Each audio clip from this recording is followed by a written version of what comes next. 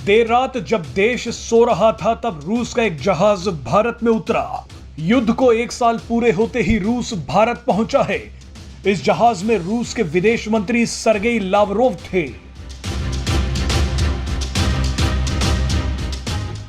रूसी विदेश मंत्री के भारत में कदम रखते ही यह तय हो गया कि आने वाले दिनों में भारत में कई कूटनीतिक आतिशबाजियां होने वाली हैं। G20 सम्मेलन की पहली बड़ी बैठक के लिए बड़े बड़े देशों के विदेश मंत्री भारत पहुंच रहे हैं। इस बैठक से पहले कई ऐसे ऐलान हुए हैं जो आपको हैरान कर देंगे। विदेश मंत्रियों की बैठक से पहले चीन और जापान के ऐलान से भी माहौल गर्मा गया है। आने वाले कुछ दिन भारत के साथ साथ दुनिया के लिए बेहद महत्वपूर्ण होने वाले हैं, क्योंकि ये भारत के लिए एक बड़ी कूटनीतिक परीक्षा होने वाली है। आपको बता दें कि 1 और 2 मार्च को भारत में G20 देशों के विदेश मंत्रियों की बैठक हो रही है। इस बैठक में कई पश्चिमी देश रूस का इंतजार कर रहे हैं ताकि वो उस पर हमला कर सकें, और इसी बैठक में अमेरिका और चीन भी आमने सामने होंगे, जो जासूसी गुब्बारे को लेकर एक दूसरे से भिड़ चुके हैं। इस वीडियो में आपको बताएंगे कि एक दूसरे से लड़ रहे इन देशों को भारत एक मंच पर रखकर कैसे G20 सम्मेलन को सफल बनाएगा।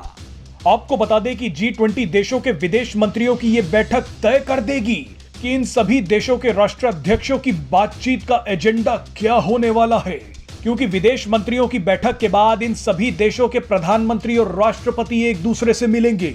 विदेश मंत्रियों की बैठक से यह पता चल जाएगा कि मोदी, पुतिन, जिनपिंग, बाइडेन और ऋषि सुनक जैसे राष्ट्राध्यक्ष कौन से कूटनीतिक दांव खेलेंगे।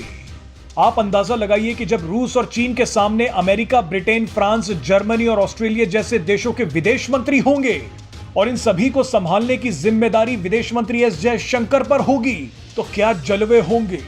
पूरा देश देखना चाहता है कि कैसे विदेश मंत्री एस जयशंकर G20 सम्मेलन को इन सभी देशों का जंग का अखाड़ा बनने से रोकेंगे। पश्चिमी देश चाहते हैं कि इस G20 सम्मेलन में भारत समेत दुनिया रूस का विरोध करे।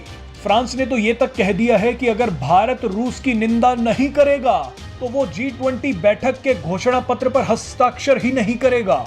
जापान ने भी अचानक बोल दिया है कि वो विदेश मंत्रियों की बैठक में शामिल नहीं हो पाएगा। अब इसके पीछे क्या कारण है ये अभी तक साफ नहीं है। अब बयानों के इस जाल में विदेश मंत्री एस जयशंकर को ही रास्ता निकालना है। रूस ने G20 सम्मेलन शुरू होने से पहले ही कह दिया है कि पश्चिमी देश भारत में मंच का दुरुपयोग कर सकते हैं। रूस ने कहा है कि इस सम्मेलन में व्यापार, जलवायु परिवर्तन, विकास और कृषि जैसे मुद्दों को ही उठाना चाहिए, लेकिन पश्चिमी देश इस सम्मेलन को यूक्रेन की तरफ मोड़ना चाहते हैं। रूस ने कहा है कि पश्चिमी देश भारत पर भी दबाव बना रहे हैं कि वो रूस का विरोध करे।